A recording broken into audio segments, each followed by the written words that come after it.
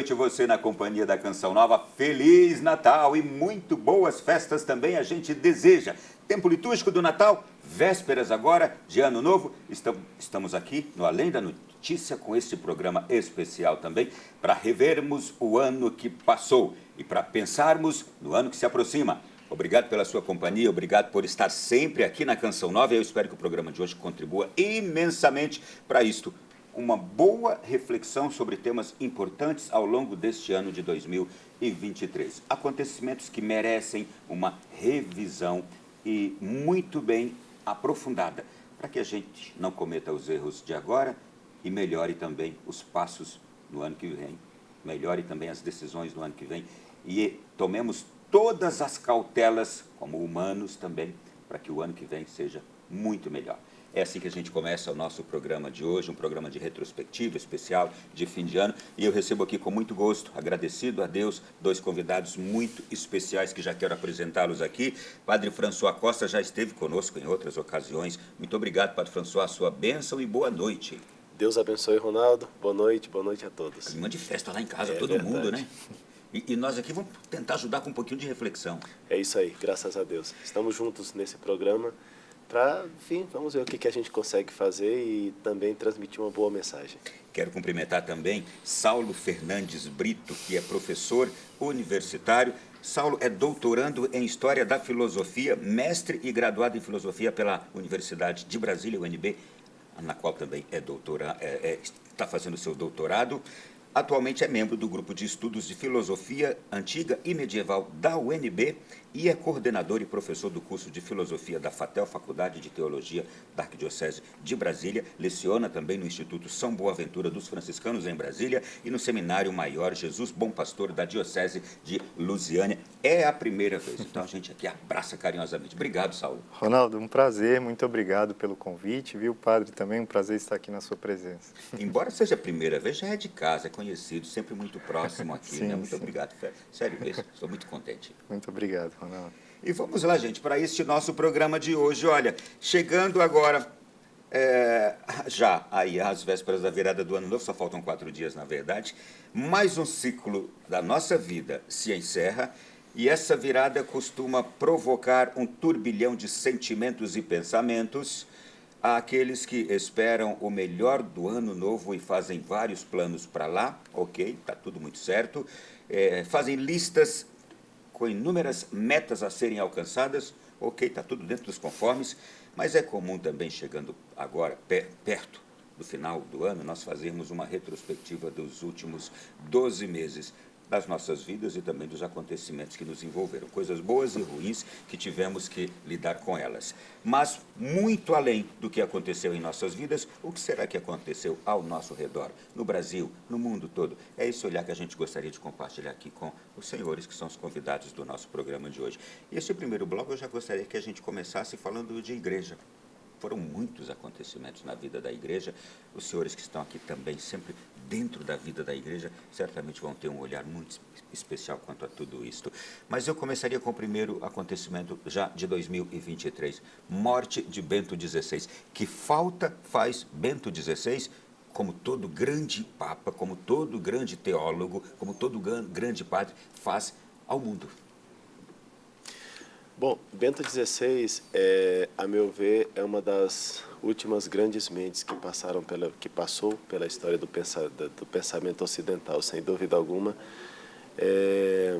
Ele não só esteve presente em acontecimentos como Segunda Guerra Mundial, né, a luta contra o nazismo, e fez parte de grandes momentos do século XX, foi perito, ou seja, teólogo, de grande renome no Concílio Vaticano II. Ele participou de todas essas grandes mudanças, especialmente a partir do maio de 1968. Todos esses grandes pensadores estiveram também emitindo alguma opinião sobre essas viradas aí que aconteceram nas últimas décadas. E sempre teve aquela voz serena, firme e sem... É um homem que conseguia falar com o mundo atual, mas assim, com grande firmeza, sem ceder nos princípios doutrinais, na verdade, a tal ponto que ele foi chamado alguma vez de o Bunker Cardinal, quer dizer, o Cardinal Bunker, tanque de guerra, né? Porque realmente ele tinha uma fortaleza impressionante. É uma coisa realmente de Deus e uma sabedoria que, penso eu, não sei se eu exagero, mas eu penso que é uma espécie de Santo Tomás de Aquino do século XX. Algo ainda a ser estudado o seu pensamento, né? Sem dúvida alguma. Professor Saulo, e Bento XVI fez parte do grande magistério de João Paulo II e depois o sucedeu, ali também contribuindo para essa igreja das últimas décadas que temos, né? Uhum. Certamente, assim, o pensamento do Papa Bento foi algo estrondoso, assim, a gente poderia dizer, né? De fato, eu acho que ele, bom, acho que não é exagero dizer que ele é um sábio, né? Ele foi um sábio. Sim. E soube dialogar com as mais diversas facetas, assim, do mundo moderno, né? Não à toa escreveu textos importantíssimos, né? Tem um texto muito interessante dele dialogando com Habermas, né? Que é um dos últimos autores da Escola de Frankfurt, né? Que certamente tem um impacto muito grande assim na cultura ocidental do nosso tempo. E o Papa Bento XVI soube dirimir muitos desses problemas, assim, das dificuldades que são levantadas pelo pensamento moderno, de uma forma esplendorosa, assim. Então acho que não é exagero chamá-lo de sábio, né? Bom, e aí agora assistimos com muita expectativa também, né? Assim, e muita ânsia por um processo de canonização, né, do nosso querido Papa Bento XVI, né, que certamente foi um grande santo. E que já há pedidos para isto, não é? Eu ressaltaria, houve uma grande contribuição dele no catecismo da Igreja Católica que temos, não é? Além de que também com o seu pontificado ele trouxe uma grande estabilidade quando havia um grande temor da ausência do grande João Paulo II, né? Na verdade, penso eu que o pontificado de João Paulo II, desde o ponto de vista teológico, ele sempre foi Bento XVI, no sentido de que Joseph Ratzinger o acompanhou durante 23 anos. Todos os grandes documentos de São João Paulo II têm por detrás Joseph Ratzinger, o futuro Bento XVI. Então foram 23 anos. Depois da morte de São João Paulo II, ele ficou 8 anos no pontificado, né? 8 anos, se eu não me engano, 8 anos. Então, quer dizer, é uma pessoa que esteve falando para a igreja durante mais ou menos 30 anos, né? Porque João Paulo II era uma grande cabeça filosófica, mas o teólogo de João Paulo II não era João Paulo II, era Bento XVI, era Joseph Ratzinger. E ele o chamou a Roma sabendo das qualidades teológicas de Ratzinger, né? Então, assim, é muito grande. Ratzinger é muito grande. Inclusive, ele consegue contestar respeitosamente Paulo VI, São Paulo VI, e ele consegue também contestar, em alguns momentos, respeitosamente, o próprio São João Paulo II. Eu posso provar em algum outro momento, tanto que ele é um homem de igreja, né? Mas que está ali o tempo todo como uma espécie de cão de guarda, né? O cão de guarda da doutrina católica, inclusive no pontificado de São João Paulo II, que é um grande santo, Paulo VI, um grande santo, e, no entanto, por exemplo, um livro, acho que foi em 1983, que ele escreveu A Festa da Fé, pouco tempo depois que São Paulo VI já tinha praticamente proibido a missa antiga, né? E ele falou, num livro, publicamente, ele disse, eu não entendo como se pode proibir essa missa. Não se pode proibir essa missa, né? E ele já era um homem de alto nível na igreja, e ele falou e não aconteceu nada, porque a argumentação dele é muito boa, né? Teologicamente é muito inteligente. Inesquecível, Bento XVI, nossa gratidão ao final deste ano e que transcorra seu processo de beatificação e canonização. Mudo de assunto porque tem muita coisa para falarmos aqui. Saulo, Jornada Mundial da Juventude. O quanto, e ainda falando, por exemplo, do legado de João Paulo II, o quanto as Jornadas Mundiais da Juventude, e a gente viu agora em Lisboa, Portugal, e eu estive lá e constatei isso, o quanto elas têm esse poder de continuar atraindo jovens e atenção mundial para a igreja. Certamente a Jornada Mundial da Juventude ela tem um apelo, né? Claro, doutrinal, pastoral, mas, sobretudo, essa disseminação da fé, né? alguns colegas também que me relataram, né, como foi a experiência de estar acompanhando a Jornada Mundial da Juventude, e me manifestaram essa alegria de ver essa fé católica que está em todos os cantos, né? Então, assim, poder compartilhar, poder conversar com outras pessoas e ver como que esse depósito da nossa fé, ela se mantém independentemente de onde esteja, né? Então, a verdade sendo propagada, né? Sendo acolhida pelos corações. E imagino que é uma experiência realmente renovadora para a igreja, né? A igreja, ela respira ainda, né? Muitas vezes a gente pensa que a igreja, ela tem é como se fosse uma coisa assim antiquada, do passado, mas que na verdade não, ela se mostra com uma cara muito jovem, né? Até porque o Cristo é o mesmo ontem, hoje e sempre. Então a gente vê essa igreja como sempre nova, né? Sempre jovem, né? Então eu acho que a Jornada Mundial da Juventude, ela tem esse apelo, né? De ainda resguardar a nossa fé. E através das jornadas, eu diria, João Paulo II não morre, e mais ainda, como estive em Portugal, as jornadas têm um grande poder de transformação dos corações onde quer que ela aconteça. Porque a gente viu aquele povo português, e eu estava lá, ser contagiado pela alegria dos jovens, pela fé dos jovens. Cabe à igreja cuidar bem deste legado deixado por João Paulo II e que ele não perca o fio condutor, que é o Espírito Santo. O desejo de João Paulo II, de que os jovens fossem santos, não tirar isso delas. Quero agora contemplar o nosso povo do Ceará, a menina Benigna, que foi beatificada, viu, gente? Primeira beata do Ceará. Era muito dedicada, uma criança dedicada aos estudos, a primeira da classe, caridosa, amante da natureza, dos animais, extremamente religiosa, com assídua participação na Eucaristia, e também nutria uma devoção especial à Nossa Senhora do Carmo, a quem sempre invocava para livrá-la do inferno. Aos 12 anos começou a ser assediada por um rapaz. Após várias negativas, aquele rapaz armou uma emboscada para ela no dia 24 de outubro de 1941. Ela rejeitou mais uma vez aquele rapaz naquela emboscada, por ver na sua tentativa um ato de ofensa a Deus, e em consequência disso ele a golpeou com várias vezes com um facão, tirando sua vida. Desde então ela é invocada como mártir da pureza e heroína da castidade, da pureza, menina benigna, beata cearense, que nós ganhamos neste ano aqui para o Brasil. Nesta causa eu gostaria de trazer uma abordagem também que nos preocupa a muitos, e este ano não foi diferente, talvez tenha sido até pior.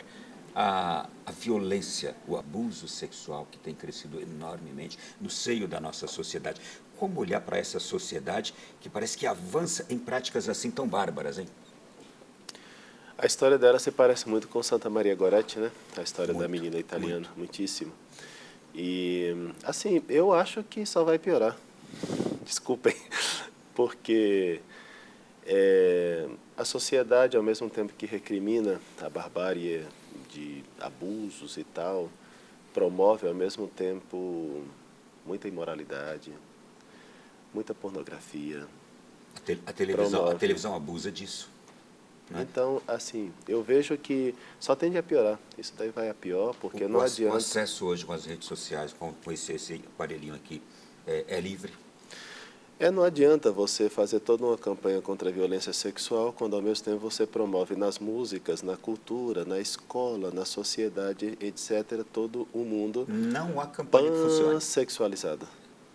Se não há campanha que funcione, há algum outro trabalho que funcione, Saulo? O que fazer? Como fazer frente a essa barbárie que a gente tem da violência e também da promiscuidade transmitida hoje pelos meios de comunicação em geral e por aqui?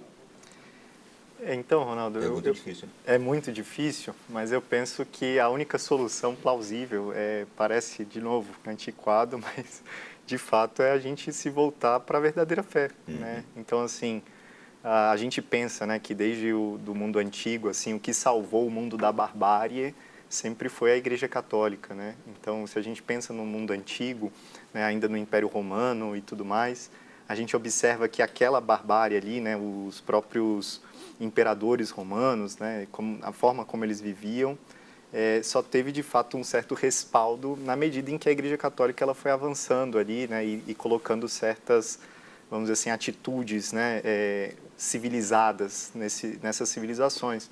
Bom, e eu diria que exatamente assim também que eu observo a nossa situação atual.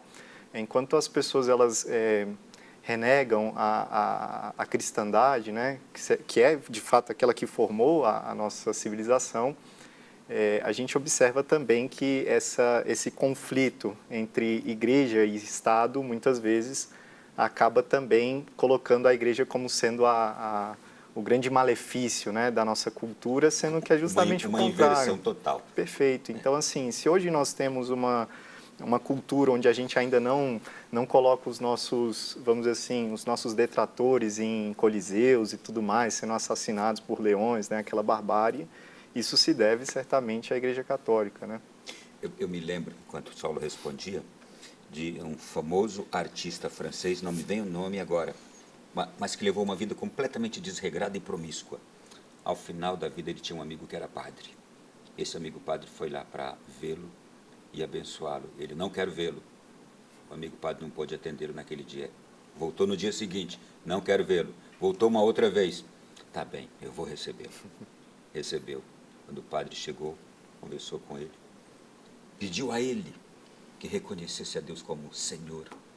Aquele homem, no diálogo, entra num pranto e depois se confessa, se arrepende de tudo que havia vivido de ruim e diz assim: obrigado porque você não me abandonou. Falou para o amigo dele: padre, se não fosse por você, eu iria morrer como um porco. Eu diria que nós temos hoje muitos porcos na nossa sociedade e que morrerão como porcos se não se abrirem à fé. O que é o homem sem a fé, padre? Um porco. Olha, eu estava conversando outro dia com um ateu que, graças a Deus, está saindo do ateísmo. Ele falava assim para mim, talvez eu responda com a experiência dele, né? Uhum. Falava assim: padre, eu vivi o ateísmo durante 30 anos e eu me sinto como uma peça solta no universo. Não tem ninguém que cuide de mim, não tem um ser supremo que olha para mim, tenho pavor das pessoas, porque qualquer pessoa pode me matar a qualquer momento, porque, como diria Dostoiévski, né, se Deus não existe, tudo é permitido. Então, o mundo me parece como uma coisa que não faz sentido, e eu mesmo não faço sentido no mundo. Tudo me parece vazio. Experiência dele contando, né? Eu falei: puxa vida, isso é um homem sem fé. Graças a Deus, esse já se recuperou, né? Deus o salvou, né? Eu vou deixar para o próximo bloco 2 outros assuntos importantes, mas eu quero terminar este bloco com este aqui. Novo Missal Romano. Nós terminamos agora o ano, o Brasil inteiro recebeu, as dioceses brasileiras ao longo do ano foram recebendo, instituições católicas em geral. Esse livro apresenta a nova tradução dos rituais utilizados pela Igreja Católica para as celebrações eucarísticas. O que mudou, na sua percepção, padre, como sacerdote, deste novo missal? E para nós, povo, como o senhor acha que ele vai também cair em nossos corações? É o mesmo missal de 1970, no qual foi feita uma coisa que era uma dívida que os nossos bispos tinham para conosco, e finalmente eles pagaram. 20 anos de trabalho. Eu diria o seguinte, que desde 1970 nós tínhamos um missal cuja tradução era ruim, para não dizer péssima. Então, o que aconteceu? Finalmente, os nossos bispos, eles, e eu agradeço de coração, fizeram uma tradução digna do texto latino. E eu elogio, acho que realmente está muito boa. Há muitos anos do meu sacerdócio, hoje eu tenho 19 anos de padre, rezei, e quando chegava, por exemplo, naquela hora que dizia Orate fratres ut meum ac vestrum sacrificium, que se traduz por orai, irmãos e irmãs, para que o meu e o vosso sacrifício, que é a nova tradução, está correta agora, mas na antiga era orai, irmãos e irmãs, para que o nosso. E aquilo eu entrava em parafuso, entre aspas, né? Porque eu pensava: como nosso? Não pode ser nosso, porque eu ofereço a missa como sacerdote, como na cabeça, como em persona Christi Capitis, na pessoa de Cristo cabeça. E os demais fiéis oferecem na qualidade de corpo. Não é nosso, é meu e vosso. Como Jesus fala: olha, não é só nosso né? Pai não, queridos. Meu Pai e vosso Pai, meu Deus e vosso Deus, né? Uhum.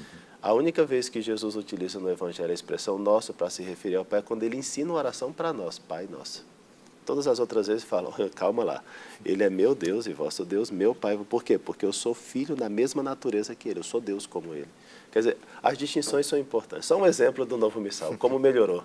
Muito Parabéns. bem. Foi o primeiro bloco do programa de hoje. E vem mais, muitos outros assuntos também, com uma boa reflexão. Até já, depois do intervalo.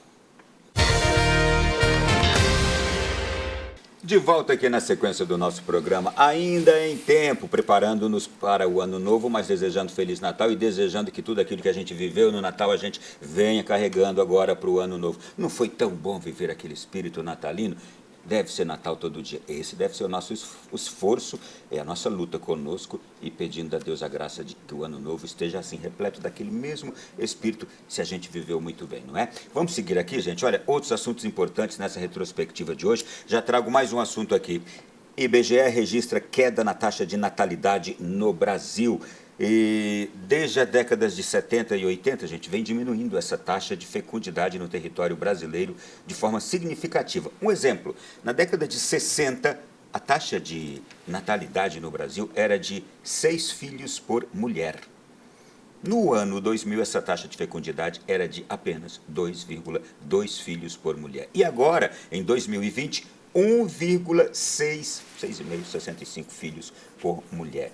Além dos fatores estruturais e comportamentais, há um questionamento sobre essa taxa de fecundidade nos casais. Professor Saulo, como entender hoje esta diminuição no número de filhos? E eu sempre ouvi dizer uma coisa que me encantou sempre. Uma casa cheia de vida é uma casa cheia de filhos, uma casa cheia de crianças. Naturalmente, o inverso talvez seja verdadeiro também. E preocupa-nos. Poucos filhos, quase nada de filhos, muitos cachorros. O que está acontecendo? É curioso, né, Ronaldo? Porque quando a gente pensa, né, que hoje em dia a gente está diante desse fenômeno, né, da pansexualidade, como o padre dizia, então assim, a gente vê um crescimento galopante da sexualidade, ao mesmo tempo que a gente assiste um declínio, né, da nossa população. Então isso é bastante curioso, porque parece-nos que as pessoas elas têm um certo equívoco acerca do que de fato é a natureza do matrimônio, o que é a natureza da família, né? Nós sabemos que, bom, é sempre bastante tênue, né, tratar desse assunto, mas efetivamente falando, né, qual é a finalidade do ato sexual? É a procriação, né? Essa é a própria natureza do ato, né? Então, muitas vezes as pessoas elas querem apenas o benefício, né, do prazer e tudo mais. Então, a gente vive diante de uma sociedade bastante hedonista, né, como nós diríamos, ou seja, que busca o prazer apenas pelo prazer. Então, acaba desvirtuando um pouco desse sentido familiar. E, claro, é notório que o filho ele tem responsabilidades, né? Desde a mais tenra infância, a criança ela necessita de cuidados, de atenção. Então, coisas que às vezes um cachorro muitas vezes não precisa. Então, é muito mais cômodo, muito mais fácil, muito mais simples.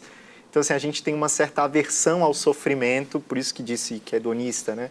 É uma busca exagerada do prazer e uma fuga cada vez maior também do sofrimento, né? Então, basicamente, eu acho que essa dinâmica que acaba influenciando, né? E a gente tem diversos relatos e a gente também tem consciência disso, né? De que isso tudo faz parte de uma agenda, né?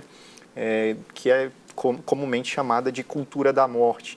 Esse certo restringir, né? Cunhada por João Paulo II. Sim, perfeito. Então, João Paulo II quem manifestou isso de uma forma primorosa, né? Preocupação com a cultura da morte, né, padre? E eu sei que é questão de foro íntimo. Talvez você se sinta incomodado, incomodada de ouvir essa abordagem que a gente está fazendo aqui. Mas esse respeito humano, quando nós temos também por princípio, não negar a verdade para o próprio bem do ser humano, a gente não pode ter. Esse respeito humano a gente não pode ter. Me desculpe, se torna inclusive uma ofensa, um pecado grave hoje, se falar pai de pet, mãe de pet. Isso é um erro gravíssimo que o ser humano está cometendo hoje. Eu ouvi uma pessoa me dizer recentemente aqui, Ronaldo, não se pode tratar um animal como filho, porque Quando você estiver velho, aí, aquele animal não vai trocar sua fralda, não vai te dar remédio, não vai cuidar de você. Quem faz isso é filho. Animal não tem essa capacidade de fazer isso. Animal não tem alma também. É importante a gente distinguir essas coisas. Mas o que o senhor quer acrescentar ainda sobre isso? Bom, a cultura ocidental está arrasada. Simplesmente, eu vejo que, mais uma vez, a solução está na igreja mesmo. Só que a igreja tem que parar de ter medo de enunciar de maneira clara a verdade de Cristo. Os padres têm que parar de ter medo de dizer que anticoncepção não é pecado. Que acaba com a saúde da mulher. Mas daí não me importa, que é causa sabe? de muitas enfermidades. Tá, de alguma coisa tem que morrer. A questão é que, moralmente falando, ofende a Deus, né? É isso que a gente tem que dizer mesmo, né? As causas clínicas, médicas, tá bom, a gente vai passar. Eu costumo dizer, ó, de alguma coisa tem que morrer, não tem jeito, né? Mas agora, pior, como né? é que você vai, como é que você vai se enfrentar diante de Deus um dia, né? Como é que nós, os sacerdotes, conseguimos omitir-nos em temas tão importantes como esse? Como é que a gente vê que algumas paróquias são muito vivas, com crianças, jovens, adolescentes, e outras paróquias só tem velho? O que está acontecendo?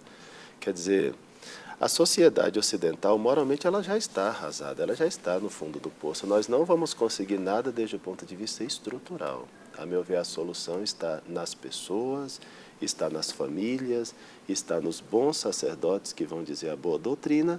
Alguns jovens e famílias vão aceitar, e isso, pouco a pouco, nós vamos conquistando espaço. Isso não é nenhuma visão pessimista, muito pelo contrário, é muito otimista, só que é muito realista. Nós temos que neste jovem, naquela criança, naquela família, e serão famílias numerosas, serão famílias grandes, e daqui a 200 anos a gente recupera a sociedade ocidental. Vai ser ótimo.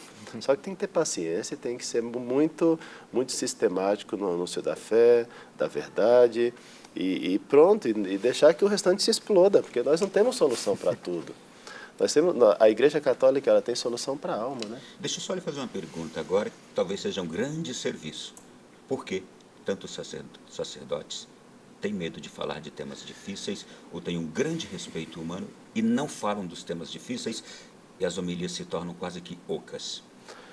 Eu penso que uma das chaves está na palavra diálogo. A palavra diálogo, ela é uma palavra muito bonita em princípio, né?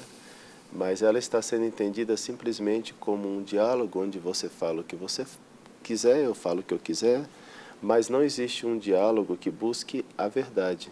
Quer dizer, o diálogo, ele só é interessante quando nós estamos buscando a verdade. Se for para ficar te escutando, escutando aquele, escutando A, escutando B, e assim dizendo ao mesmo tempo que tudo está bom, sem um objetivo, esse diálogo só tira meu tempo.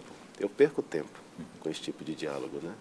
Mas o diálogo que está presente na igreja, entre muitos padres, é esse. Então, quer dizer, nós não dialogamos com a sociedade simplesmente para escutá-la e pronto, né? Não, nós sempre tivemos o interesse de evangelização. Então, por exemplo, eu sinceramente fiquei muito triste não, porque eu não fico triste com essas coisas, vou corrigir. Eu fiquei um pouco impactado, essa é a palavra correta, quando se escutou aquele famoso bispo que disse que na Jornada Mundial da Juventude, a questão não era falar de Jesus, não era converter ninguém e que não sei o que mais. Graças a Deus os jovens resistiram. E teve manifestações claríssimas de jovens dizendo, não, nós vamos para a jornada para falar de Jesus, para evangelizar, para converter, né? Os jovens estão ensinando aos padres e aos bispos, né? Quer dizer, o que está acontecendo? Quem são os pastores do rebanho do Senhor, né? Então, quer dizer, esse diálogo que simplesmente deixa as pessoas na mesmice, essa misericórdia que é um óleo de misericórdia que não sara, que não cura, que não liberta, isso não presta.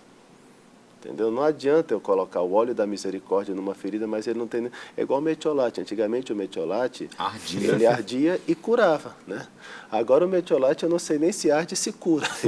Não arde mais, curar a gente duvida. Tá bom. O que eu tenho colocado agora não tem funcionado mais não. Pois é, mas, assim, é só um exemplo para dizer assim, olha, o óleo da misericórdia, ele só presta se ele me tirar da minha miséria. A misericórdia vem ao encontro de uma miséria. Se ele não serve para isso, então não quero misericórdia. E se me permite acrescentar, claro, inclusive, claro. Me lembrei de um diálogo entre São João Crisóstomo e São Basílio. E aí, São João Crisóstomo faz a seguinte pergunta, né? Como nós faremos para restaurar a religião católica, né? Aí São Basílio responde, não, para fazer isso nós precisamos de milagres. Aí São João Crisóstomo fala, não, eu acho que não são os milagres que resolverão o problema.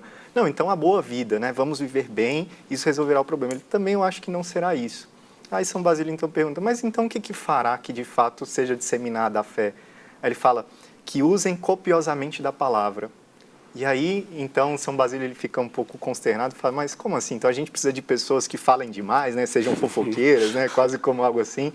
Ele fala, não. O que na verdade nós precisamos são pessoas empenhadas em divulgar a fé verdadeira, né? Que estejam querendo levar a verdade. Então acho que vai ao encontro justamente do que o padre está dizendo, né? As pessoas comprometidas em falar a verdade. É isso que, de fato, fará com que a fé seja restaurada. Eu não vejo soluções estruturais, sério mesmo. Isso daí, para mim, já é uma análise social mesmo. Não existem soluções estruturais.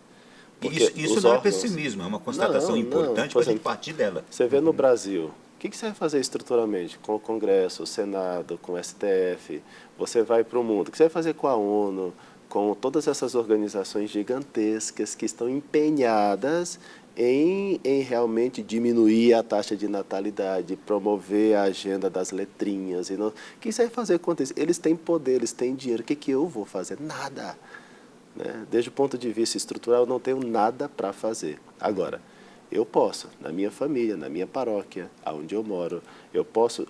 Assim, foi assim que o cristianismo cresceu na sociedade no Império Romano. Os primeiros cristãos não iam para a frente do Congresso para ficar protestando. Eles não podiam fazer isso. Eles tinham que se reunir ocultamente em catacumbas, em casas ocultas, pela noite para celebrar o santo sacrifício da missa. Eles não tinham outra possibilidade. Eles não iam para a frente de nada. E eles foram conquistando tudo. Em 3 séculos, o Estado era confessional católico. Isto é, eles foram se alimentando da verdade. E aquilo os fortalecia. Nós precisamos de pessoas, de famílias, né? Então, eu aconselho aos padres, né? E as pessoas que estão empenhadas em pastorais, que deixem de ficar, sabe, com coisas inúteis, né? O que ajuda mesmo? Estuda o Catecismo da Igreja Católica, lê as Sagradas Escrituras, fala para todo mundo a verdade, consiga ser impopular, se for o caso, né? Mas que 5 pessoas adiram à verdade católica mesmo, né? Outras 5 depois e outras 5, e assim nós vamos renovar a sociedade, está tudo bem. Muito bem. Já que a gente está falando já de um tema assim tão difícil e que a gente também teve um outro momento da igreja neste ano que foi de difícil compreensão, o sínodo da sinodalidade, antes tocou em temas controversos, não é? Gerou preocupação do povo católico mundo afora. Nossa, vai aprovar padres casados, mulheres diaconisas ou sacerdotisas, questões LGBTs, essas coisas todas. Primeiro, Saulo, como é que você acompanhou esse sínodo também, estando à distância? Porque a gente via, a gente lia, escutava, conversava com um padre amigo, com outro. O que ficou para você aí desse momento do sínodo? A partir também do relatório final, que não trouxe nada de grandes mudanças no relatório final, apenas disse que foram reflexões. Então, o sínodo, ele aparece mesmo como sendo de uma responsabilidade, né? Dando indicativos, assim, sobre quais serão as nossas ações, assim, né? Enquanto instituição. Então, olhando para a questão pastoral, né? Como é que a gente vai agir perante essas novidades do mundo, né? Então, assim, que, bom, aparecem, reaparecem, né? Vamos dizer assim, é algo cíclico. Então, a gente tem que olhar com um pouco mais de responsabilidade também, né? E eu acho que é sempre prudente, como você dizia, olharmos, né? Consultarmos pessoas que talvez tenham um pouco mais de consciência para interpretar, porque, bom, muitas pessoas às vezes podem ser levadas pela mídia, né? Então, assim, como se uma notícia aparecesse ali, bom, então é isso, pronto, e acabou. Mas a gente sabe que muitas vezes se usa de má fé, né? Dessas colocações. E a gente precisa estar bem atento, por isso que eu acho que um estudo do catecismo, da nossa fé, ela é muito importante nesse quesito, né, para saber aquilo que de fato permanece enquanto doutrina fidedigna, né, aquilo que sempre foi a nossa fé, mas que também precisa ser acompanhada dentro de uma hermenêutica, né, como diria o Papa Bento, né, uma hermenêutica da continuidade. Então a gente precisa ter um pouco mais dessa consciência também dos desafios que se apresentam, ao mesmo tempo que a gente precisa dar respostas claras sobre a nossa fé. Padre, o senhor também acompanhou, com certeza, com toda a atenção esse sínodo, O que ficou para o senhor desta primeira etapa, que a próxima etapa é agora, em 2024? Que precisamos evangelizar o mundo e não mundanizar o Evangelho. Né? Para mim isso ficou claríssimo. Quer dizer, não adianta tentar mundanizar a igreja nem o Evangelho, isso não vai funcionar. Quer dizer, a alma católica que recebeu ali a semente da eternidade, ela resiste às tentativas de mundanização do Evangelho e da igreja. Então não adianta vozes dentro da própria igreja tentar fazer esse processo, porque a igreja ela tem o Espírito Santo. O Espírito Santo é como que a alma da igreja, então é como um corpo sadio que expele a enfermidade. Então vai acontecer isso. Por mais que tentem aprovar coisas erradas, as mais variadas, não passa, porque a Igreja Católica ela não é democrática, ela não funciona na base da maioria. Ou se quiséssemos falar do sensus fidei, do sentido sobrenatural da fé, ele não é simplesmente uma consideração de o que os fiéis sentem hoje. São todos os fiéis de todos os séculos da vida da igreja, né? O sentido sobrenatural da fé é o sentido de todos os fiéis, de todos os santos, de todos os doutores, de todos os concílios. Não é o nosso mundinho individual, não. Isto é, de todos os tempos e não só de 40 anos para cá. Exatamente. Então, quer dizer, não adianta. Isso daí sempre existe um corpo sadio que tem 2000 anos na história que espelha a enfermidade. Por isso eu falo, tá tudo bem, só que vai acontecer o seguinte, nós vamos ter momentos assim bastante difíceis, porque essas ideologias mundanas penetraram na igreja. Quem diz não sou eu, o próprio São Paulo VI, ele diz, parece que a fumaça de Satanás entrou na igreja por alguma fenda que se deixou aberta, né?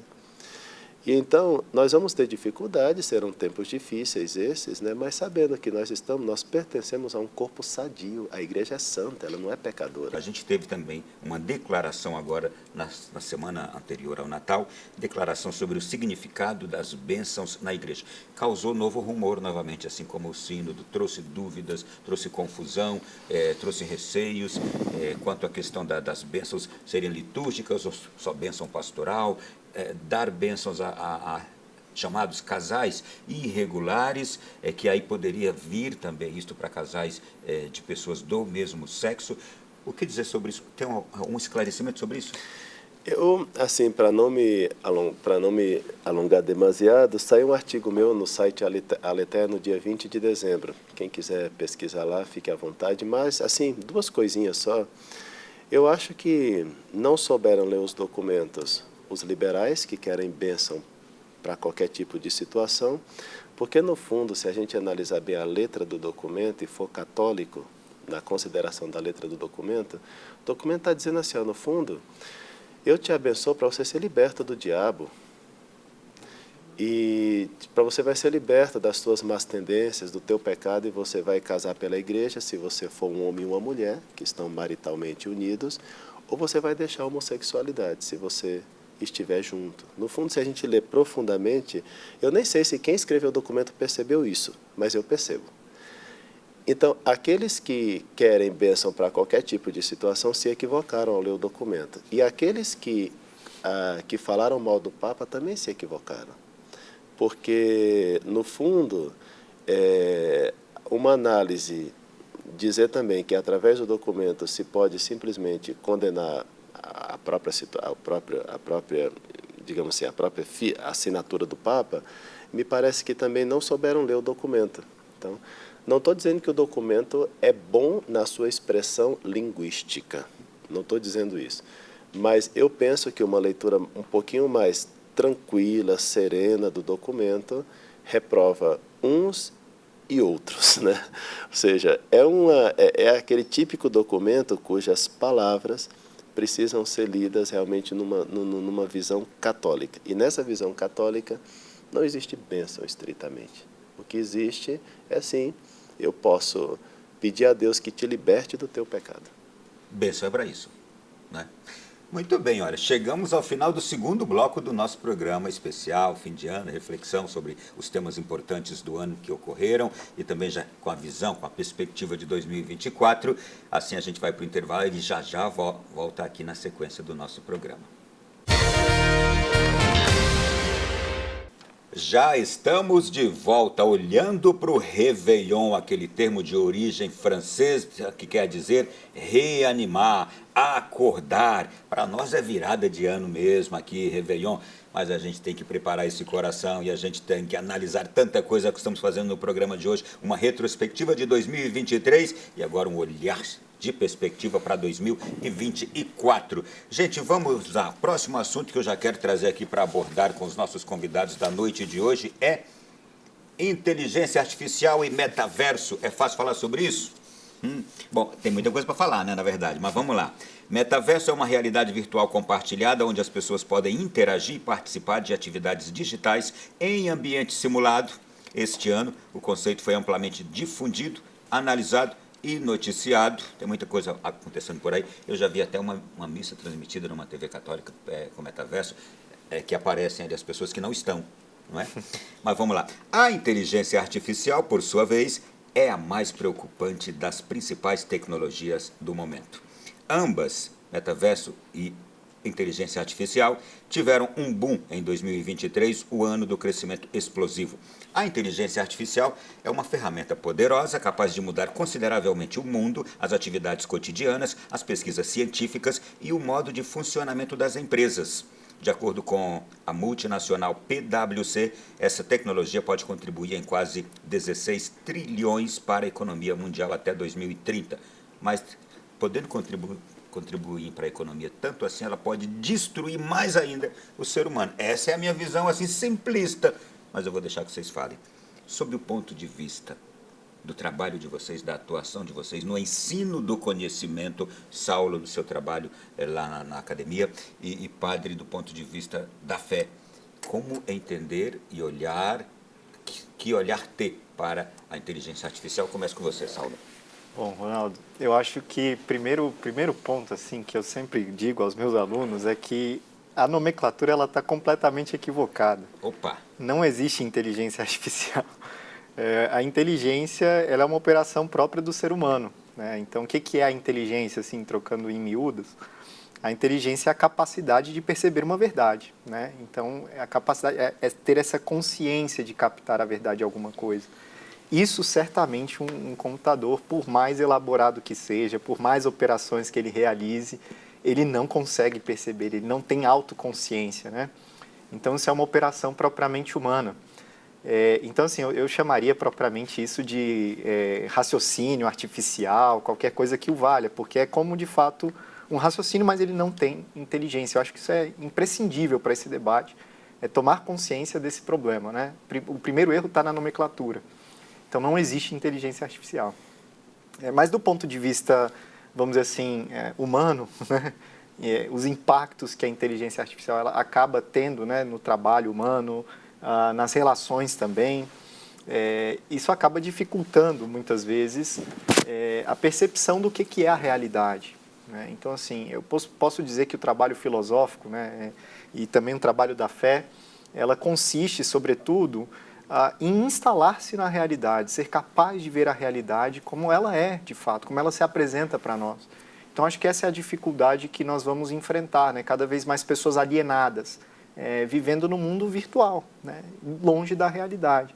Então, enquanto o trabalho filosófico, teológico, na verdade, nos motiva a inserirmos-nos dentro dessa realidade, a inteligência artificial ela faz justamente o contrário, ela nos aliena, ela cria uma certa condição facesca mesmo, né? Assim, hipotética, que é longe, que dista dessa verdade. E ela é usada também como uma porta para a desonestidade, né? Perfeito. A gente tem visto tantos acontecimentos aí, tantas trapaças utilizando toda a capacidade que esse instrumento tecnológico oferece, né? Uhum. Que reforça ainda mais o que disse, né?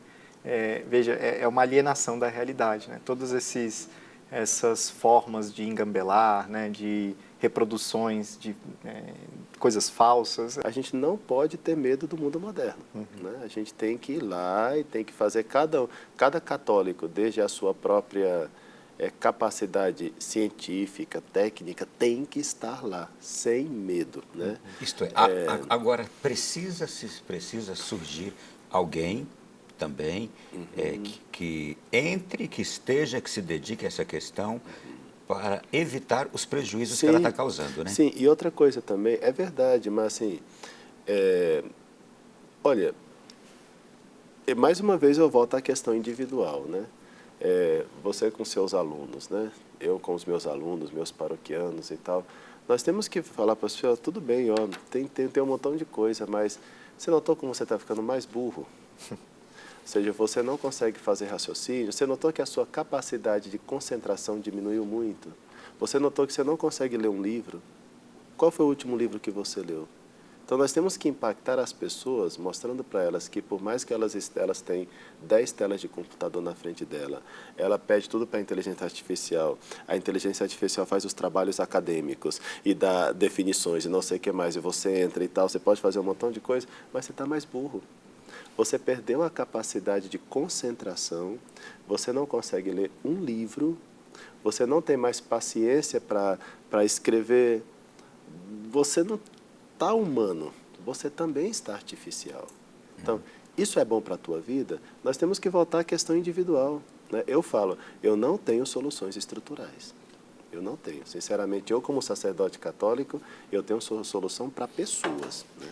As coisas estruturais, a gente tem que ver, assistir, contemplar, sem medo, né?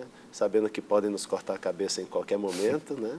Tá, de alguma coisa tem que morrer, né? Mas eu só tenho solução para pessoas, né? Porque é aquele sujeito com o qual você trata, é o teu amigo, né? Essas pessoas você tem que mostrar, rapaz, com tanto recurso você está menos inteligente. Sócrates, Platão e Aristóteles, sem nenhum desses recursos, continuam imortais na sociedade atual. Continuam nos ensinando hoje. Vamos seguir aqui, eu tenho mais outro assunto, esse também aqui, não sei o que vocês pensam, hein? Criogenia. Você de casa já ouviu falar sobre isso? Pois agora você vai entender. Brasileiro de 29 anos paga cerca de R$1 milhão para ser congelado quando morrer. O processo é chamado de criogenia e tem despertado interesse em mais pessoas atraídas pela ideia de congelar seus corpos após a morte, na esperança de reviverem no futuro. Sem garantia de reanimação, olha só, sem garantia de reanimação, o serviço já tem sido fornecido por algumas empresas internacionais e muitos famosos já aderiram à técnica. Dá vontade de rir, não é? Porque o sujeito vai pagar isso aqui. Ó, quando eu morrer, façam isso aqui comigo. Mas se não tiver resultado, não tem problema. Estou morto mesmo. E outra coisa, poderia ter dado esse mais de R$1 milhão para a minha paróquia para eu construir. Que dinheiro inútil. Eu fiquei pensando no dinheiro. Não pensei na pessoa. Eu pensei no dinheiro. Precisando de reformar lá, eu preciso, né, de dinheiro para construir uma igreja. Esse pessoal gastando R$1 milhão. Depois de investindo pós-morte. Vai aventurar ainda para depois. Olha só, é engraçado. Isso só mostra uma coisa. Como o ser humano, ele realmente, o materialismo chegou a um nível, né, que ele não considera mais a importância da alma. Existe matéria, existe corpo e pobrezinhos, né? Dá uma pena tudo isso. Isso aqui é uma atitude de alguém que não pensa em eternidade. Isto é, em eternidade, sob os olhos da fé. Não pensa em Deus. Não deve ter fé quem faz um negócio. E ouvindo vocês comentando, eu me lembrei de uma frase que li uma vez em Nietzsche, que ele dizia o seguinte: o homem busca no prazer algo de eterno. Então, acho que essa questão do materialismo e essa questão da eternidade, elas estão muito interligadas, né? A gente vê, né, essa visão cerrada, né, de que tudo que nós temos é aquilo que é material, né? Então, a gente esquece desse elemento que transcende, né, que sai dessa realidade, que é próprio da nossa fé, né? Também, óbvio, isso também os filósofos antigos já haviam descoberto, né, que existe algo para além dessa vida. Então, assim, isso daí mostra o medo, na verdade, de que não exista algo para além desta vida. Então, na verdade, ele tenta buscar um conforto, né? Ele quer encontrar uma espécie de segurança, mas demonstra para nós que ele não tem segurança alguma. Né? E demonstra o grande apego a esta vida aqui. Tanto é assim que o cristianismo, o catolicismo, o cristianismo, o que ele professa como mistério da fé não é a imortalidade da alma, é a ressurreição da carne. Sim. Porque a imortalidade da alma, nós podemos chegar desde um ponto de vista filosófico. Platão sabia da imortalidade da alma, ele não acreditava, ele sabia. A imortalidade da alma não é artigo de fé. O que é artigo de fé é a ressurreição da carne. Porque realmente é muito complicado você entender a ressurreição da carne. E, de fato, no credo, nós não dizemos creio na imortalidade da alma. Nós dizemos creio na ressurreição da carne. Porque a imortalidade da alma não é artigo da fé. Quer dizer, que a alma seja imortal é um dado tão, assim, filosófico, né? Nós podemos chegar a isso tranquilamente, se uma pessoa for um pouquinho mais cerebral, chega a essa questão, né? Agora, a imortalidade, a ressurreição da carne é a solução que o cristianismo quer colocar nas nossas mãos.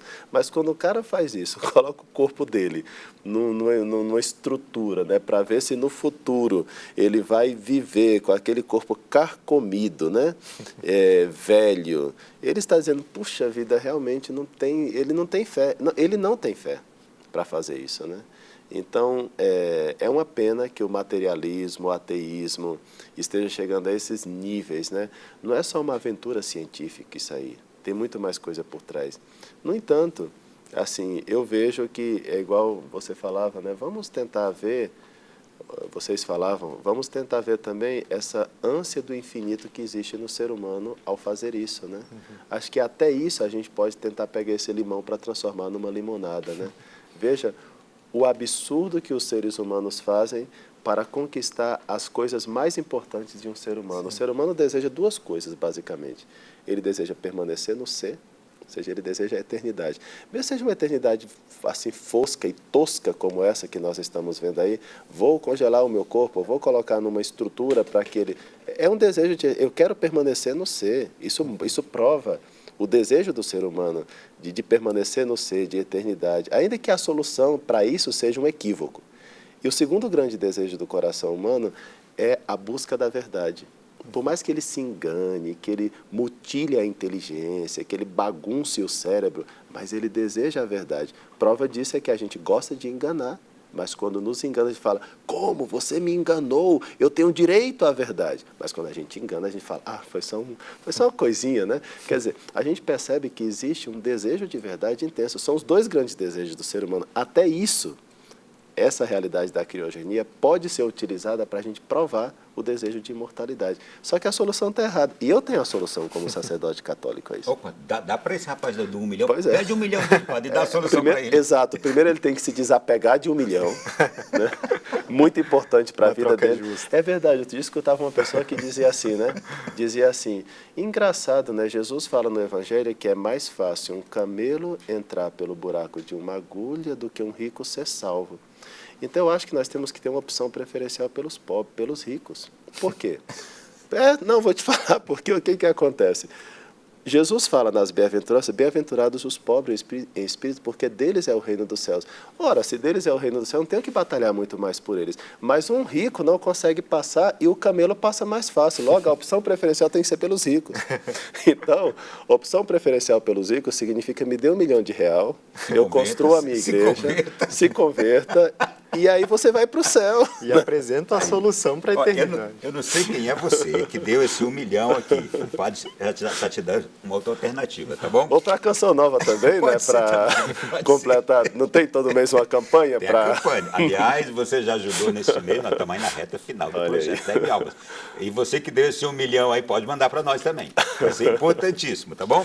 Vamos seguindo aqui na sequência. Mais assuntos diferentes ainda. Índia ultrapassa China na população. A gente sempre ouve falar daquela população multitudinária da China. Pois é, a Índia ultrapassou, gente. Olha só. Agora, a Índia é o maior país populacional do mundo. Pela primeira vez, os chineses deixaram de ser a nação mais populosa do mundo. A estimativa é de que a Índia tenha 1,4 bilhão de habitantes e 428 milhões de habitantes e a China 425. A diferença é de 3 milhões de habitantes, de um para o outro. São dois gigantes populacionalmente falando, não é? As Nações Unidas contabilizaram as populações dos países, contabilizam desde 1950, etc, etc, etc. Um comentário breve sobre isso? países multitudinários, enquanto que a gente está vendo aqui em contraste também com a baixa taxa de natalidade que a gente está vendo. Lá, inclusive, nesses países há um controle da natalidade também, não é? Por causa disso. E a gente vê, por outro lado, também, aqui a gente vê este número gigantesco, populacionalmente falando, e na Europa, a gente analisa sobre 2 aspectos a baixa taxa de natalidade. A Europa muçulmana tem uma taxa de fecundidade lá em cima, 6, 7, 8 filhos por mulher, enquanto que o restante da Europa cristã ou ateia está naquela baixa, quase a 1 ou menos de 1 filho por casal. Alguma coisa sobre isso? Sim, claro. Eu acho fantástico. Deus mesmo disse, né? Crescer e multiplicar, né? Encher a terra. Eu acho que tem que ter muitos bebês mesmo, tem que explodir o mundo de bebês, tem que ter um baby boom. Sou totalmente a favor disso, mais né? Chineses, mais indianos e mais brasileiros chinês, brasileiro, indiano. E além do mais, se o pessoal não precisa se preocupar, porque tem muito espaço para caber todo mundo, a terra é enorme, né? Não precisa se preocupar com esse negócio de populacional e que vai encher o planeta Terra, que encha. E se por acaso a gente encher o planeta Terra, não tem problema, a gente vai morar em Marte, né? É simples, a solução é muito simples, como agora a gente está muito científico, muito inteligência artificial. Aliás, tem aqui foguete, a NASA promovendo pronto, viagem né? Vamos para Marte. Mas assim, além disso, além de ser super a favor de que a população cresça mesmo, só me dá uma pena nisso aí, né? E é que no futuro, pela preguiça dos cristãos, o mundo vai ser pagão pela Índia, comunista pela China, islâmico, por o que você acabou de citar. Europa. E por que os católicos estão tendo 1 ou 2 filhos? Isso é uma vergonha. Na Espanha, por exemplo, quando um casal tem 4, 5, 6 filhos, a pergunta é, ou você é do Opus Dei ou você é do caminho neocatecumenal. Não tem outra possibilidade. E eu quero aplaudir esses 2 aqui que Exatamente. Isso, viu? Aplaudimos aqui.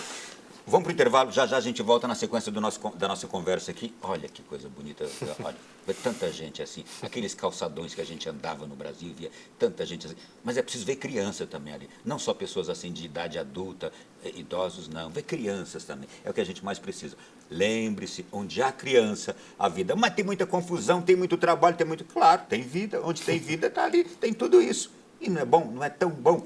E eu me lembro disso na infância, era tão bom na casa do meu tio, 11, 12, 14, 15 filhos, os netos chegavam todos, Virgem Maria, casa lotada, matava um bode, matava um porco, podia. Vamos para o intervalo, a gente volta já já.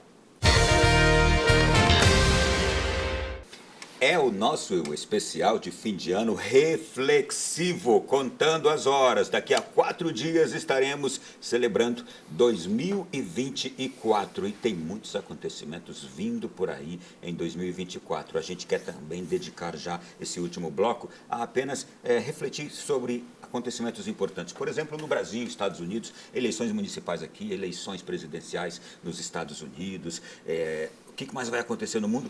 Vamos, a partir de agora, também conversar um pouquinho sobre isso, mas ainda à luz de alguns acontecimentos que, lamentavelmente, a gente viu que a perspectiva não é tão boa. Não é? Por exemplo, a gente teve um ano difícil em 2023, essa questão de violência. O senhor foi vítima de um assalto também, Sim. Aqui a mão armada, não foi? Foi, mas a gente colocou o ladrão para correr, graças a Deus. O senhor pode colocar o ladrão para correr. Foi. Mas assim, eu moro numa região, ali a Ceilândia, né, aqui no Distrito Federal, que tem fama de ser uma região perigosa, né? Então, assim, a gente convive com muita tranquilidade com todo aquele ambiente, sem medo, né? Uhum. Eu acho que não tem essa, a gente, Ceilândia e tal, tá, a gente está lá, vive o dia a dia, assaltado, lamentavelmente, de vez em quando, né? Tá o pessoal já está acostumado a perder o celular de vez em quando, né? Mas a vida é assim, né? Fazer o quê? Agora, a gente também não vê um grande apoio, assim, às vezes até da polícia, né?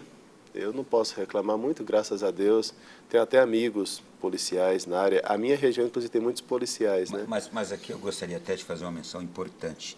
Eu também tenho muitos amigos policiais e eles hoje se sentem de mãos atadas. É isso que eu ia falar. Porque eles prendem os criminosos e a justiça que nós temos hoje, lamentavelmente, é uma justiça que favorece. É isso que eu ia falar. Os policiais também têm um pouco de reserva quanto a algumas coisas, porque eles mesmos podem ser criminalizados, né? Podem ser julgados inadequadamente. Simplesmente por fazerem o trabalho deles, lamentavelmente. Saulo, a gente teve aquele ataque naquela escola do Paraná que marcou o Brasil, mas outras escolas foram atacadas. Quero aqui mais uma vez mandar um abraço aos pais da Caroline e do Luan, que a gente conheceu tão de perto também, por causa da proximidade deles com a Igreja Católica. Foi um dos fatos dolorosos que a gente conviveu neste ano. E outros também. Como olhar também para essa questão da violência que está nas escolas, que está nas ruas, vitimando um padre, vitimando um pai de família, vitimando a mim, a você, a qualquer outro. Mas a gente tem, parece que uma banalização da violência e uma polícia que hoje se sente inibida de agir e uma justiça que a polícia prende, essa justiça solta. Então a gente vive numa sensação de insegurança. Sim.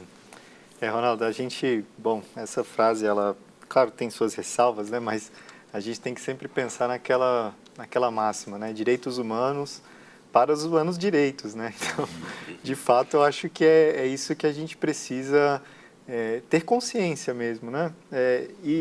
Óbvio que o nosso sistema carcerário, ele precisa de uma reforma urgente, né?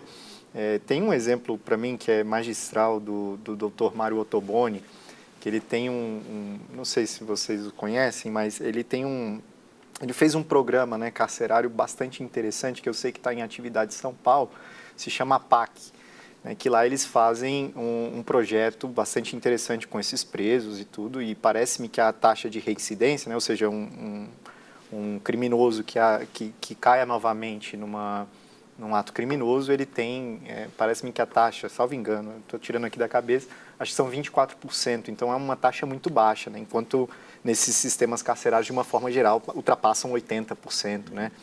Então, e eles têm um trabalho bastante humano, que eu acho que é isso que está faltando, né? Nós temos talvez uma cultura, né, de muito passividade, patripacionismo, né? Assim, uma espécie de eu vou esperar que o Estado ele me conceda tudo, enquanto que a proposta desse sistema carcerário, ele é justamente o inverso, né? Não, olha, você precisa se reinserir, né?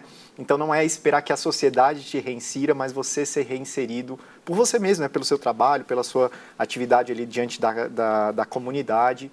Então acho que falta um pouco dessa nossa consciência, sabe? Assim, de percepção, né? Porque eu acho que o primeiro ponto para a diminuição da violência é ver o outro como irmão. Eu acho que é a nossa constituição enquanto social. Olha, eu vejo no outro alguém que é semelhante a mim. Então, isso tem se escapado, né? Isso tem se esvaído. Então, a gente precisa retomar um pouco dessa consciência de irmandade. Eu acho que isso se faz mediante, sobretudo, ao trabalho. Um trabalho digno, né? Onde eu me coloco também sob o cuidado do outro, né? O outro também é minha responsabilidade, né? Você falando tudo isso aí, eu faço agora aqui um apelo para os políticos, bons políticos que nós temos no Brasil, muitos deles católicos estão nos acompanhando aqui agora. Uma reforma no sistema judiciário é urgente, senão nós vamos cair num caos completo. Aproveito também sua fala, porque me recordei da reintegração de pessoas que são internadas, dependentes químicas, nas comunidades terapêuticas. O índice de recuperação delas está na casa de 80%. Nenhuma clínica consegue esse mesmo índice. Portanto, também cumprimentos aqui ao trabalho ao longo de 2023 e das últimas décadas todas de comunidades terapêuticas sérias. Tem algumas que não são, exceções, mas a maioria delas sérias, que fazem esse trabalho de recuperação de pessoas dependentes químicas, e faço esse agradecimento em nome de milhões de famílias que certamente o fariam também. Continuando aqui, Padre e Saulo, nós tivemos no Brasil um ano em que o Poder Executivo, o Poder Judiciário tentaram levar a pauta do aborto e da legalização das drogas para o Congresso e trazer para o seio da sociedade brasileira, mas a gente teve um Congresso aguerrido que barrou tanto a legalização das drogas quanto também do aborto. É de se relevar isso, né? Sim, e essa não é uma questão de fé. Eu acho até bacana que é uma expressão do que o povo brasileiro percebe. Quer dizer, o Congresso, nesse caso, manifestou de fato a percepção do povo brasileiro. A causa do aborto não é uma causa só católica, quer dizer, a causa contra o aborto não é uma causa só católica, porque assim, é uma percepção racional, né, filosófica e de inteligência. Qualquer pessoa inteligente percebe que não se pode matar as criancinhas, né? Então, assim, eu acho que a gente tem que tirar essa causa especialmente no que se refere à luta. A luta pela vida não é uma questão católica, para começar.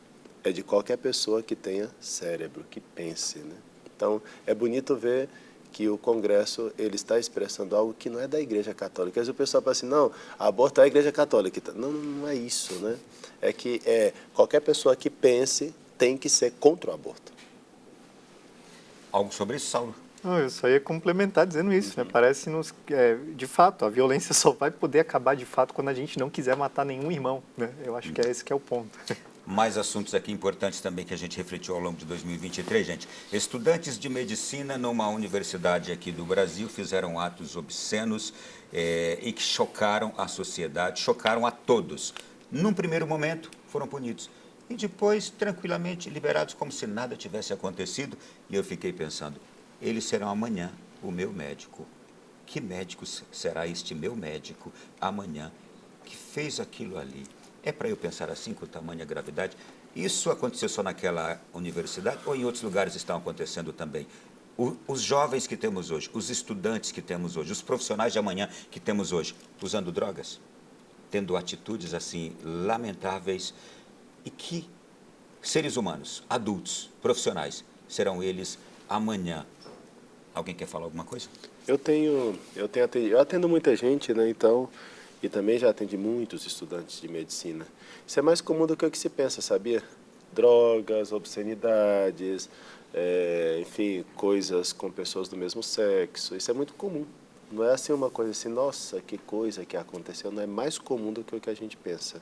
Inclusive, Veio à tona, pessoas que eu atendi, que são alunos de medicina, falam, pessoas já me falaram assim, ó, eu não vou para as festas da minha faculdade.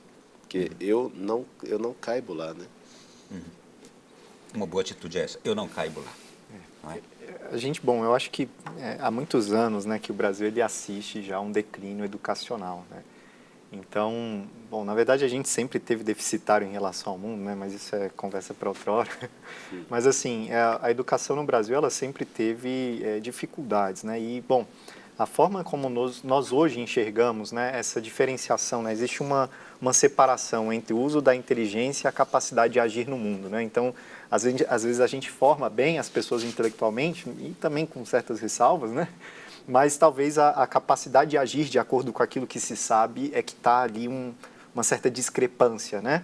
E eu acho que isso só manifesta mais ainda essa incapacidade do nosso sistema educacional moderno em resolver certos problemas. Mas é constatável, e a gente percebe isso, estou me lembrando aqui de episódios de pessoas que maltrataram idosos em calçadas, que não socorreram pessoas que estavam necessitadas, no momento ali de fragilidade. É perceptível esse declínio virtuoso das pessoas hoje? Tem uma cena no livro Os Irmãos Karamazov, do Dostoiévski, que aparece uma senhorita com uma vida bastante solta, digamos assim, né? É a famosa, acho que ela se chama Grushenska. Então, você vê que ela fica bêbada, né? Ela sobe em cima da mesa, faz aquele maior escândalo. E ela tem um discurso muito bacana que reflete bem o que está acontecendo com a humanidade atual. Ela bêbada, em cima da mesa, escandalosa, devassa, né? Ela fala assim, eu amo a toda a humanidade. Eu amo a todas as pessoas são amadas por mim, a humanidade é maravilhosa, eu amo a humanidade, mas eu não aguento aquela vizinha que fala muito. Eu detesto aquele meu irmão que fala com a boca cheia. Eu odeio aquele vizinho. Ela começa a dizer todas as pessoas que ela odeia, mas eu amo a humanidade é maravilhosa. Quer dizer, é isso que está acontecendo, um discurso demagógico para com o amor, a humanidade, como o pluralismo, não sei o que mais. Humanos. Mas quando chega o vizinho chato, eu odeio. As pessoas odeiam e estão dispostas a deixar o cara morrer no meio da rua. E o mundo é como uma Grushenska devassa em cima da mesa bêbada, que é capaz de falar assim loucuras de amor pela humanidade em geral, mas não é capaz de identificar uma pessoa que sofre ao encontro dela e padecer junto com ela. Ela odeia, no fundo ela odeia, não é, mas ela odeia. As pessoas odeiam e não estão amando, mas tem um discurso amável, cordial. É isso que está acontecendo. Falta de virtude gera precisamente isso, né? Vamos trazer exemplos bem concretos. Eu vi, não sei se vocês também perceberam ao longo deste ano, por exemplo, mulheres que defendem a causa da mulher. Mas quando uma outra mulher foi vítima, por exemplo, de um aborto, de uma violência e tal, mas aquela mulher não pensava como era nas questões ideológicas, ela não defendeu aquela mulher. Pessoas que defendem a causa negra, mas quando um negro foi vitimado por alguma coisa, e por ser este negro, alguém que pensa contrário a ele, aquela outra pessoa, ele não defendeu aquele negro. Vocês perceberam essa certa hipocrisia na sociedade neste ano? Bom, essa hipocrisia ela já tem durado há alguns anos, na verdade, né? Eu acho que agora tem se manifestado com mais evidências, assim, né? Mas, efetivamente falando, a ideologia ela tem se propagado de uma forma, vamos dizer assim, como que invadindo, né, todos os espaços, né? E a ideologia ela é justamente o contrário da verdade, né? Aquilo que a gente comentava anteriormente. Então, a ideologia ela vai meio que tornando a visão muito turva, né? Porque ela é um fechamento da realidade. Então, ela incapacita a pessoa de ver a realidade tal como ela se apresenta. Então, a ideologia, ela cerra a pessoa, ela vê o mundo somente dentro de uma categoria, né? Vamos dizer assim, não, ou você é preto ou você é branco, pronto, acabou. Não pode existir meio termo, né? Tem aquela famosa professora da USP que uma vez ela até falou assim, eu odeio a classe média. Por que ela odeia a classe média? Porque ou você é pobre ou você é rico. A classe média não pode existir de forma alguma, né? E aí nós vimos outra professora dessas aí também, no outro ano, dizer que via uma lógica no assalto, e inclusive outras pessoas defendendo o assalto de celular, o roubo de celular e tal. E a gente viu isso explodir agora no Brasil neste ano. Muita gente vítima. O final de ano no Brasil foi terrível, com tantos assaltos, Rio, São Paulo, tanta violência praticada, com coisas assim que foram defendidas por pessoas assim. Né? Vamos seguir aqui, gente. 2024 agora, falando do ano. No Brasil, eleições municipais. Os senhores teriam alguma coisa a dizer aí ao nosso povo? Além de vote bem? O que dizer, Saulo? Bom, acho que é importante que a gente, de fato, saiba, né, quem é que está à frente, né, do nosso país e cada vez mais a gente promover essas pessoas que possam ali, de fato, contribuir significativamente para o nosso governo, né? E importante, tudo que a gente está conversando aqui, essa defesa de valores, essa atenção com valores, você vai pôr na ponta do seu voto no vereador. É o vereador que vai na Câmara Municipal defender questões assim, não é? Perfeito, não. Não só o prefeito, mas o vereador. Importantíssimo, né? E também conclama aí as pessoas, né, sobretudo, porque importa muito isso, né, que tenham grupos de pessoas que debatam esses assuntos, né, que formem comunidades, né? Padre, eleições presidenciais nos Estados Unidos, se tem lá mesmo, com pesquisas e com perspectivas diversas, o Trump novamente concorrendo, o Biden com a saúde muito fragilizada, ninguém sabe se vai concorrer novamente à reeleição. Quanto a essa eleição de lá, pode ser interessante, chamar nossa atenção aqui no Brasil, ser importante? Olha, quando você fez a pergunta, eu dirigi a resposta ao Saulo, porque um sacerdote não tem muito o que falar nesses temas, né? O sacerdote fala de Deus e pronto, né? Mas nas questões políticas, vocês mesmos que têm que estar na trincheira e no campo de batalha diretamente. E com essa sua resposta, é um exemplo que o senhor quer dar para os nossos padres? Exatamente. Nós não devemos falar de política. De que forma o sacerdote pode inferir nessas questões? Olha, quanto mais nós formarmos os leigos para que eles façam esse trabalho, essa é a nossa missão. Mas como é que a gente forma? Que eles sejam bons católicos. É só isso. É só isso, e que cada um tenha consciência de que tem uma missão no mundo, que Deus os colocou aqui exatamente para que eles possam fazer o bem. Alguns na política, outros em outras áreas, né? Mas todos vocês precisam debater, precisam, inclusive, brigar. Não tenham medo de brigar, não. Em política pode brigar. Né? O pessoal diz que de futebol, religião, política não se discute sim, deve se discutir. E de gostos não se discute, sim, claro, porque tem gente que tem mau gosto. É preciso formá-los quando se tem visto gosto, bem né? comum, não é? Quando se tem visto bem comum. Exatamente. Né? Então, quer dizer, um padre não tem muito o que falar em política, é melhor que se cale. Todas as vezes que os padres tentaram entrar nesse tema foi ruim. inclusive algum bispo já foi presidente de algum país, foi péssimo, algum padre já foi prefeito, isso é horrível, tudo ruim, padre não presta para a política. A gente vai terminar assim esse programa de hoje aqui, falamos de tantos temas, de tantas coisas, e quero agradecê-los, nosso tempo se esgotou, foi um prazer enorme recebê-los aqui para refletir sobre todas essas coisas do hoje e de 2024 também. Obrigado, professor Saulo. Ronaldo, mais uma vez, padre, também, muitíssimo obrigado aqui pela oportunidade, né? Foi ótimo mesmo esse debate aqui, também me abriu muitas coisas aqui. É bom refletir já para 2024, né? Começar o ano com uma pá virada, né?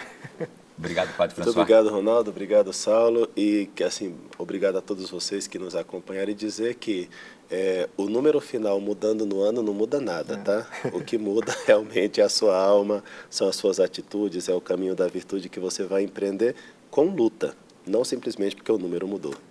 Obrigado mais uma vez, feliz ano novo para vocês. Feliz ano novo. E para você também, olha, grande abraço, até o ano que vem novamente aqui no Além da Notícia. Boas festas com a sua família, feliz ano novo, grande abraço a todos.